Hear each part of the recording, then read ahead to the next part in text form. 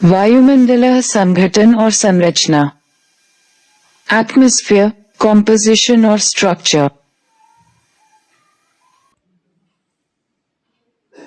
परिचय, इंट्रोडक्शन।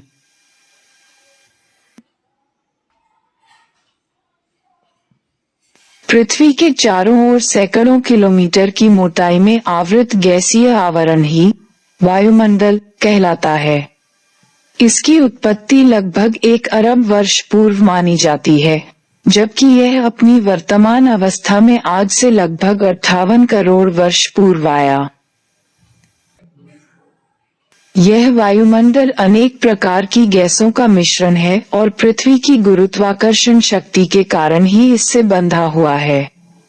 यदि गुरुत्वाकर्षण शक्ति न होती तो इस जीवनदायी वायुमंडल की कल्पना भी नहीं की जा सकती थी और वर्तमान में तो ये पृथ्वी का एक अभिन्न अंग ही बन गया है। वायुमंडल गर्मी को रोककर रखने में एक विशाल कांच घर का काम करता है, जो लघु तरंगी सौर विकिरण को पृथ्वी के धरातल पर आने देता है, परंतु पृथ्वी से विकिरित होने वाली दीर्घ तरंगों को बाहर जाने से रोकता है।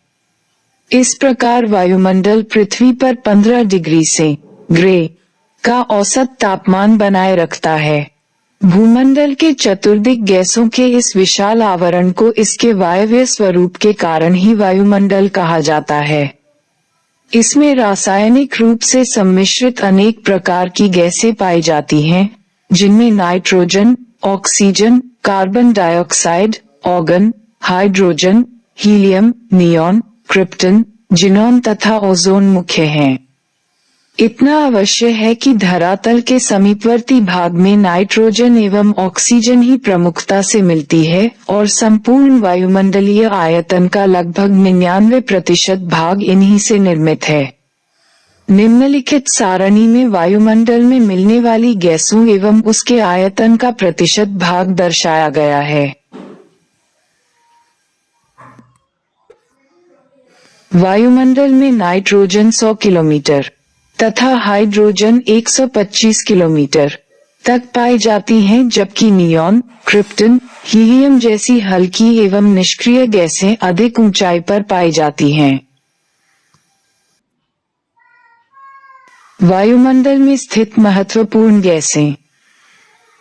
नाइट्रोजन। वायुमंडल में नाइट्रोजन की उपस्थिति के कारण ही वायुदाब, पवनों की शक्ति तथा प्रकाश के परावर्तन का आभास होता है।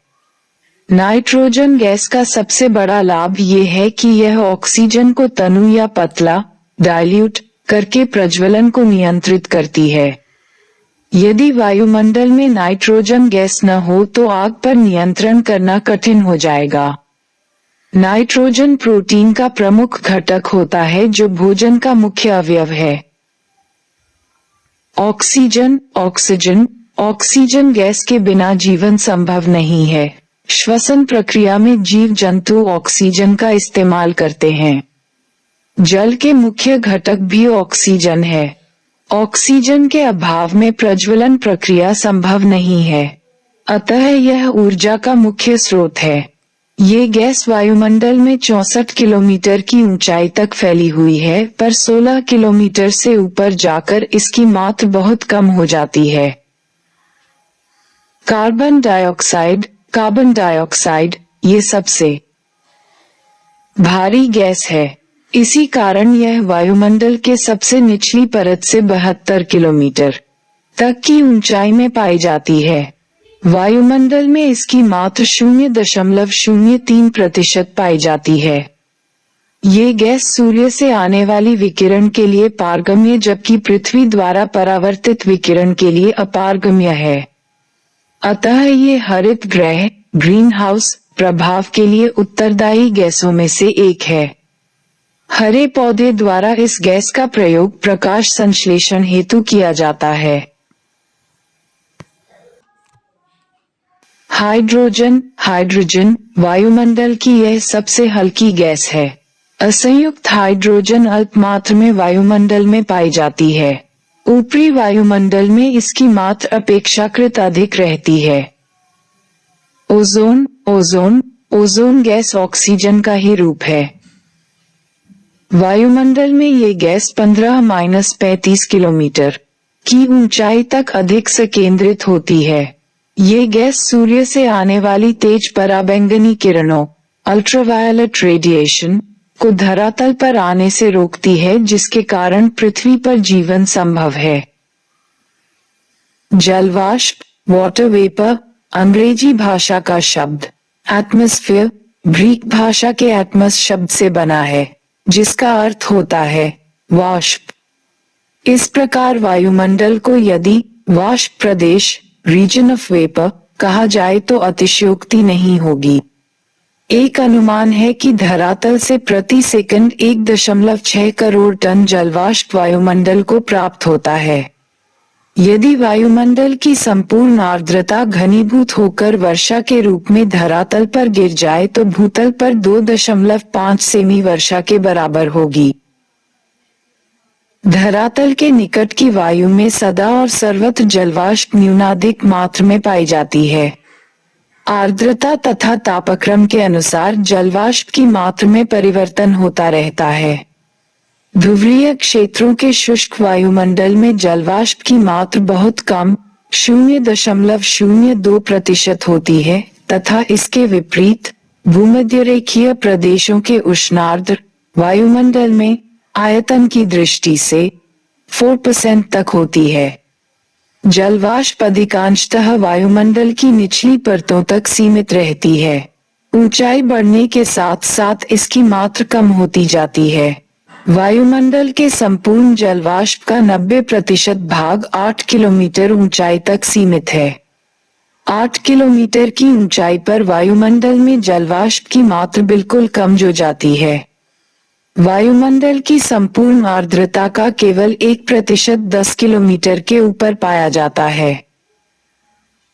जलवाष्प का महत्व मौसम व जलवायु की दृष्टि से वायुमंडल के अन्य तत्वों की अपेक्षा अधिक है। ये सौर विकिरण तथा पार्थिव विकिरण टेरेस्ट्रियल रेडिएशन को अंशतः सोख लेती है। जलवाष्प सौर विकिरण के लिए अधिक पारदर्शक होने के कारण धरातल के तापक्रम को सम रखने में सहायक होती है।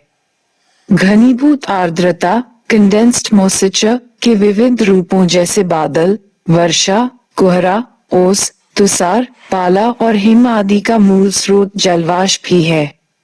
वायुमंडलीय जलवाष्प से ही विभिन्न प्रकार के तूफानों तथा तड़ित झंझाओं थंडरस्टॉर्म्स को शक्ति प्राप्त होती है।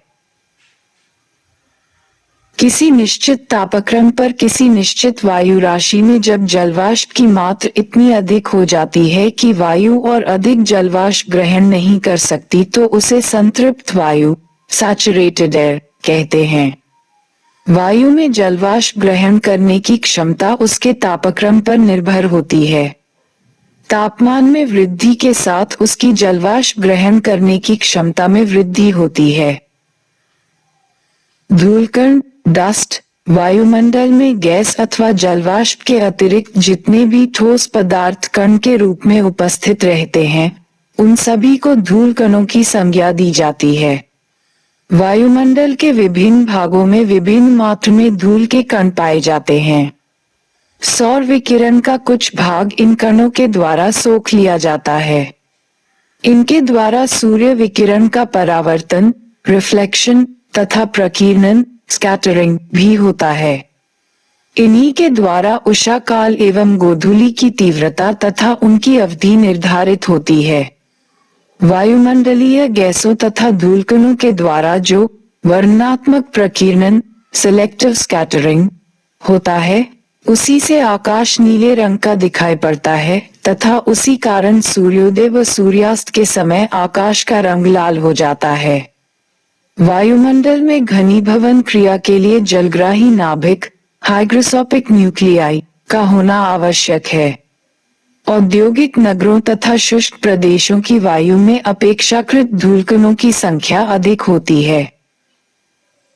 वायुमंडल का स्तरीकरण या संरचना स्ट्रैटिफिकेशन और स्ट्रक्चर ऑफ एटमॉस्फेयर। वायुमंडल में वायु एवं गैसों की अनेक संकेंद्रित परतें विद्यमान हैं, जो घनत्व तापमान एवं स्वभाव की दृष्टि से एक दूसरे से पूर्णतः भिन्न हैं। वायुमंडल में वायु का घनत्व धरातल पर सर्वाधिक रहता है तथा ऊंचाई बढ़ने के साथ साथ ही यह घटता जाता है। रासायनिक संघटन के आधार पर वायुमंडल दो विस्तृत परतों में वर्गीकृत किया जाता है। सममंडल हेमिस्फीयर, इस मंडल का विस्तार पृथ्वी की सतह से 90 किलोमीटर की ऊंचाई तक है। यहाँ रासायनिक संघटन में एकरूपता मिलती है। इसकी विशुद्ध शुष्क हवा में नाइट्रोजन 78.08%, ऑक्सीजन 20.93%, ऑर्गन 0.93% एवं कार्बन डाइऑक्साइड 0.03% एक निश्चित आयतन में विद्यमान रहती है। इस मंडल की 3 गैसीय परतें हैं, क्षुब्ध मंडल, समताप मंडल तथा मध्य मंडल। प्रत्येक उप परत अपने साथ वाली परत से एक पतले संक्रमण क्षेत्र द्वारा अलग होती है, जिसे सीमा कहा जाता है। इस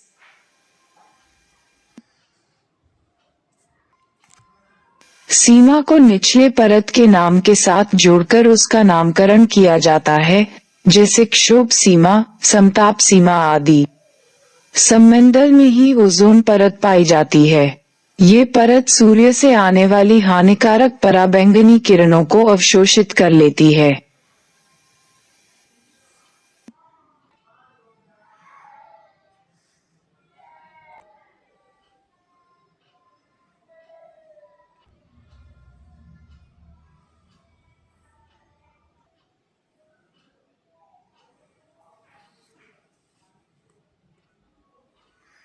विषम मंडल हेटेरोस्फीयर, इस मंडल की ऊंचाई समुद्र तल से 90 किलोमीटर के ऊपर 10,000 किमी तक मानी जाती है। इसमें मिलने वाली विभिन्न गैसीय परतों तथा गैसों के अनुपात में पर्याप्त विभिन्नता पाई जाती है, इसलिए इसे विषम मंडल के नाम से जाना जाता है। इस मंडल को थर्मोस्फीयर भी कहा जाता है, क्योंकि इसमें तापमान ऊंचाई के साथ साथ वायुमंडल के अंतिम सीमा तक बढ़ता जाता है। इस भाग का अनुमानित उच्चतम तापमान 10,000 डिग्री फ़ारेनहाइट है। वायुमंडल के ऊपरी भाग में जहां गैसें अत्यधिक विरलित रेरिफाइड हो जाती है, इतना ऊंचा तापमान सौर विकिरण के फोटोरासायनिक प्रभाव के कारण उत्पन्न होता है। विषम मंडल के निम्न भाग में 100 से 400 किलोमीटर के मध्य की ऊंचाई पर वायुमंडलीय गैसों का आयनीकरण हो जाता है। अतः इस परत को आयनमंडल भी कहते हैं। तापमान के ऊर्ध्वाधर वितरण के आधार पर वायुमंडल को 5 प्रमुख परतों में विभाजित किया जाता है। क्षुब्ध मंडल ट्रोपोस्फीयर, समताप मंडल स्ट्रेटोस्फीयर, मध्य मंडल मेसोस्फीयर, आयन मंडल आयोनोस्फीयर, बाह्य मंडल एक्सोस्फीयर। क्षुब्ध मंडल ट्रोपोस्फीयर।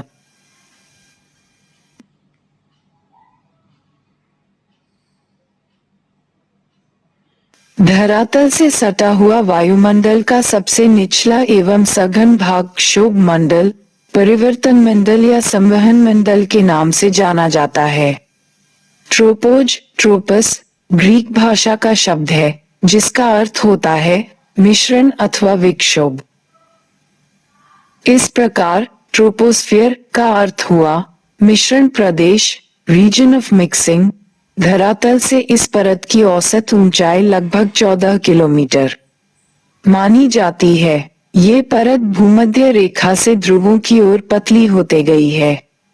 भूमध्य रेखा पर इसकी ऊंचाई 18 किलोमीटर तथा ध्रुवों पर 8-10 किलोमीटर तक होती है। भूमध्य रेखा के ऊपर क्षुब्ध मंडल की मोटाई सर्वाधिक होती है, क्योंकि तेज हवाएं धरातल की ऊष्मा को अधिक ऊंचाई तक ले जाती हैं। क्षुब्ध मंडल की ऊपरी सीमा गर्मियों में ऊंची तथा जाड़ों में नीची हो जाती है। इस प्रकार इस मंडल में ऋतु परिवर्तन होता है।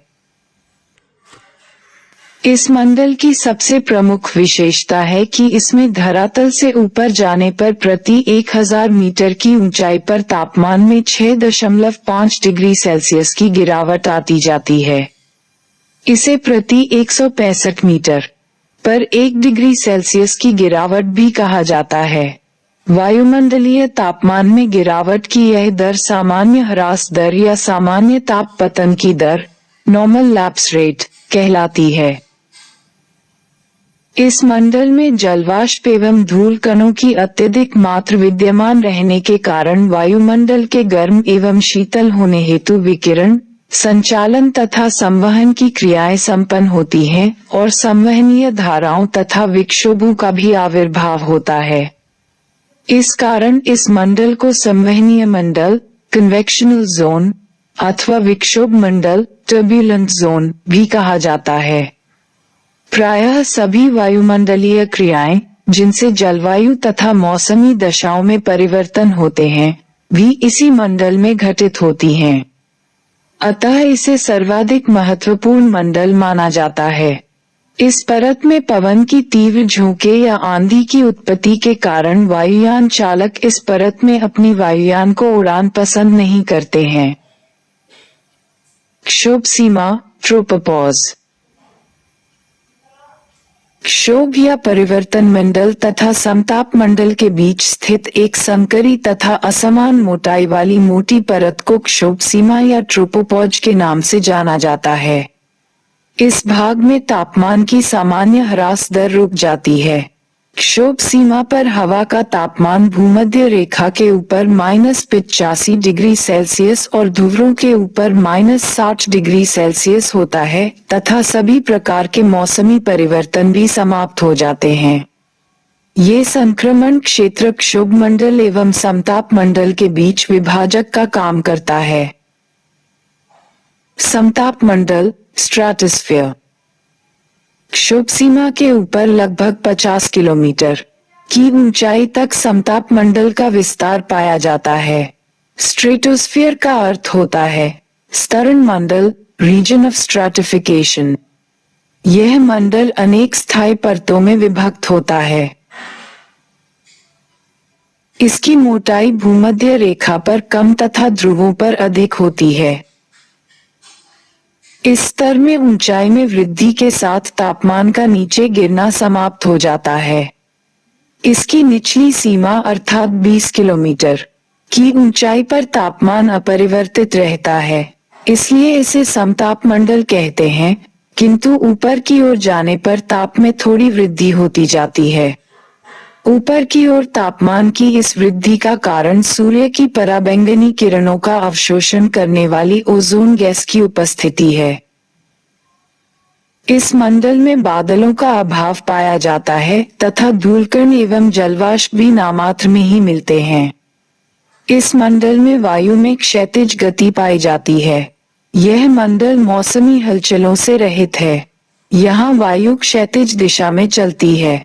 यह मंडल जेट वायुयानों की उड़ानों हेतु अनुकूल माना जाता है।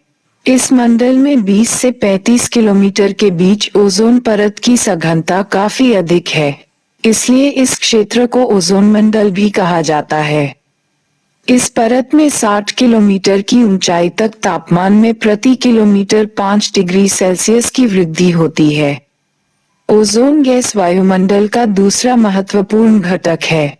ज्ञातव्य है कि ओजोन गैस में ऑक्सीजन के 3 अणु 0.3 पाए जाते हैं। यद्यपि इस गैस की गणना अत्यधिक अस्थिर गैसों में की जाती है, तथापि वायुमंडल में इसका महत्व अत्यधिक होता है।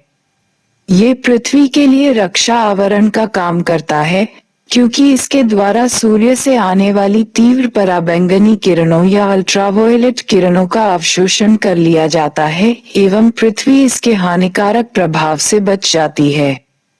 इस गैस की अनुपस्थिति में पराबैंगनी किरणें धरातल तक पहुंच जाती, जिससे पृथ्वी का तापमान अत्यधिक बढ़ जाता, जो मानव के लिए खतरनाक होता। अल्ट्रावायलेट अथवा पराबैंगनी किरणें सूर्य की रोशनी का कुछ भाग अदृश्य होता है, जिन्हें अल्ट्रावायलेट किरणें कहते हैं। इन किरणों के कारण त्वचा और आंखों को नुकसान पहुंचता है। सूर्य की किरणों के अलावा ये वेल्डिंग मशीन की चमक में भी मौजूद होती हैं। वर्तमान समय में कुछ विकसित देशों के द्वारा क्लोरोफ्लोरोकार्बन (CFC) के अत्यधिक प्रयोग के कारण ओजोन परत में छिद्र बन रहे हैं, जिसके कारण पराबैंगनी किरणें धरातल पर पहुंचकर मानव जीवन को प्रभावित कर रही हैं। इसके अतिरिक्त तीव्र गति से चलने वाले वायुयानों, सुपरसोनिक ट्रांसपोर्ट जेटयान, जो 18 से 22 किलोमीटर की ऊंचाई पर अति तीव्र रफ्तार से उड़ते हैं, से निकले नाइट्रोजन ऑक्साइड द्वारा भी ओजोन का ह्रास होता है। समताप सीमा स्ट्राटोपोज। समताप मंडल की ऊपरी सीमा 50 किलोमीटर की ऊंचाई पर स्ट्रेटोपोज या समताप सीमा पाई जाती है, जहां पर समताप मंडल में ऊंचाई के साथ तापमान के बढ़ने की स्थिति नगण्य हो जाती है। मौसमी परिवर्तन एकदम नहीं होते या बहुत ही कम होते हैं तथा क्षैतिज पवन संचरण पाया जाता है।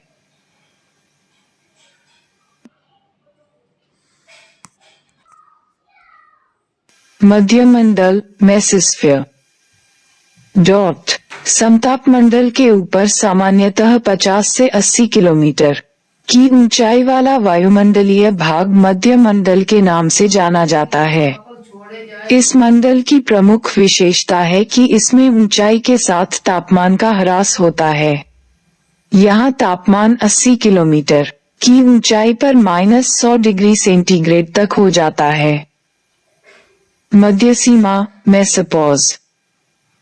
मध्यमंडल के ऊपर 80 किलोमीटर की ऊंचाई पर मध्य सीमा या मेसोपोज की स्थिति मिलती है, जो कि तापमंडल एवं मध्यमंडल के बीच एक संक्रमण पेटी के रूप में है। इस सीमा के ऊपर पुनः ऊंचाई के साथ तापमान में वृद्धि परिलक्षित होती है, जबकि इस सीमा पर तापमान -100 डिग्री सेंटीग्रेड तक पहुंच जाता है। आयन मंडल आयोनोस्फीयर। तापमंडल का सबसे निचला भाग आयन मंडल के रूप में जाना जाता है। ये संस्तर 80 किलोमीटर से 640 किलोमीटर की ऊंचाई के मध्य स्थित है। इस भाग में वायु की कई परतें या तहें पाई जाती हैं। आश्चर्यजनक विद्युतीय एवं चुंबकीय घटनाओं का घटित होना इस मंडल की मुख्य विशेषता है। इस भाग में प्रचुर मात्रा में स्वतंत्र आयनों की उपस्थिति से ब्रह्मांडीय किरणें कॉस्मिक रेज परिलक्षित होती हैं एवं उत्तरी ध्रुवीय प्रकाश एवं दक्षिणी ध्रुवीय प्रकाश दिखाई पड़ते हैं, जिन्हें क्रमशः सुमेर ज्योति एवं कुमेरु ज्योति के नाम से जाना जाता है। उल्काओं की चमक भी इस मंडल की एक प्रमुख घटना है। पृथ्वी से प्रेषित रेडियो तरंगे इसी मंडल से परावर्तित होकर पुनः पृथ्वी पर वापस लौट आती हैं। इस मंडल में तापमान फिर से ऊंचाई के साथ बढ़ने लगता है। यह मंडल प्लाज्मा अवस्था में है। मुक्त इलेक्ट्रॉन तथा धन आयन की अवस्था को प्लाज्मा कहते हैं। ये पदार्थ की चौथी अवस्था है। आयन मंडल को निम्नलिखित 3 उपमंडलों में विभाजित किया जाता है, जो इसके विशिष्ट गुणों के भी सूचक हैं। डी परत ढीलेय। यह आयन मंडल की सबसे निचली परत है, जिसकी ऊंचाई 60 से 90 किलोमीटर तक पाई जाती है। इस परत से रेडियो की लंबी तरंगों लॉन्ग वेव्स का परावर्तन होता है। ई परत ए लेयर। डी परत के ऊपर 90 से 130 किलोमीटर की ऊंचाई तक ई परत पाई जाती है, जिसके 2 भाग E1 तथा E2 हैं। इस परत में रेडियो की मध्यम एवं लघु तरंगे मीडियम वेव्स परावर्तित होती हैं। इस परत की उत्पत्ति का कारण वायुमंडल में उपस्थित ऑक्सीजन तथा नाइट्रोजन के परमाणुओं पर सूर्य की पराबैंगनी फोटॉन्स की प्रतिक्रिया है। रात्रि में डी परत की भांति यह परत भी विलुप्त हो जाती है। एफ परत एफ लेयर।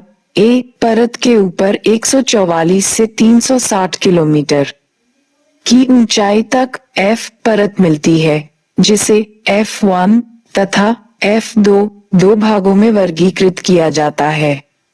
F1 परत की ऊंचाई 248 किलोमीटर तक है। F2 परत को अपलेटन स्तर, एपल्टन लेयर के नाम से भी जाना जाता है। इस परत से रेडियो की लघु तरंगे, शॉर्ट वेव्स, परावर्तित होती हैं। G परत, G लेयर, इसकी ऊंचाई धरातल से लगभग 400 किलोमीटर है। इस स्तर से परावर्तित होने वाली सभी रेडियो तरंगे F2 परत से भी परावर्तित होती है। इस परत की उत्पत्ति नाइट्रोजन के परमाणुओं पर पराबैंगनी फोटॉन्स की प्रतिक्रिया के कारण होती है। स्मरणीय तथ्य ये है कि यदि आयन मंडल में ये तीनों परतें न होती तो पृथ्वी पर रेडियो प्रसारण सुनना कदापि संभव नहीं हो पाता, क्योंकि इनके अभाव में रेडियो तरंगें ऊपर अनंत अंतरिक्ष में जाकर विलीन हो जाती। बाह्यमंडल, एक्सोस्फीयर।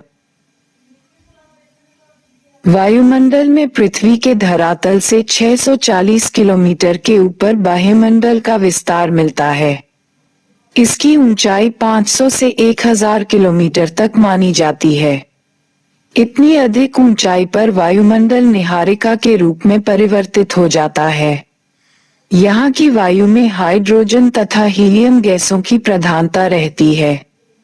वायुमंडल की बाह्य सीमा पर तापमान लगभग 5568 डिग्री सेल्सियस तक पहुंच जाता है, किंतु वायु के विरल होने के कारण इस तापमान को महसूस नहीं किया जा सकता है। वायुमंडल एक नजर में। वायुमंडल के निचले स्तर में कार्बन डाइऑक्साइड, ऑक्सीजन एवं नाइट्रोजन जैसी भारी गैसों की प्रधानता होती है, जबकि ऊपरी स्तर में हाइड्रोजन, हीलियम, नियॉन जैसी हल्की गैसों की बहुलता होता है।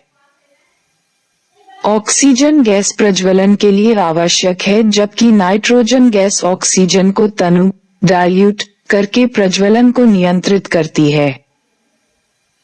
वायुमंडल की सबसे निचली एवं सघन परत क्षोभ मंडल है। इस मंडल की ऊपरी सीमा विषुवत रेखा पर तापमान लगभग 8500 एवं ध्रुवों पर -600 सी पाया जाता है। जलवाष्प एवं आर्द्रता ग्राही नाभिकों के क्षोभ मंडल में संकेंद्रित होने के कारण आंधी, तूफान, चक्रवात, बादल आदि की उत्पत्ति इसी मंडल में होती है। क्षोभ मंडल में ऊंचाई में वृद्धि के साथ साथ तापमान में 100 प्रति 165 मीटर की दर से कमी आती है, जिसे सामान्य ताप ह्रास दर कहा जाता है। आयन मंडल में गैसें विद्युत आवेशित होती हैं, जिसके कारण इस मंडल में गैसों के विसर्जन की घटना होती है। विद्युत विसर्जन के फलस्वरूप उत्पन्न प्रकाश को उत्तरी गोलार्ध में उत्तरी ध्रुव ज्योति, अरोरा बोरियालिस, तथा दक्षिण गोलार्ध में दक्षिणी ध्रुव ज्योति, अरोरा ऑस्ट्रेलिस के नाम से जाना जाता है। वायुमंडल की सबसे ऊपरी परत बाह्यमंडल कहलाती है। वायुयानों की उड़ान के लिए समताप मंडल आदर्श मंडल के रूप में जाना जाता है। वायुमंडल का उद्भव कैम्ब्रियन युग में माना जाता है। जेट स्ट्रीम क्षोभ मंडल में प्रवाहित होती है। ओजोन गैस की सर्वाधिक सघनता 15-35 किलोमीटर के बीच पाई जाती है। पृथ्वी का औसत तापमान लगभग 1500 है। अक्रिय गैसों में ऑर्गन एक भारी गैस है। वायुमंडल की समस्त जलवायु गतिविधियां क्षोभ मंडल में होती है। आयन मंडल में विद्युत आवेशित आयनों की उपस्थिति के कारण रेडियो संचार संभव हो पाता है।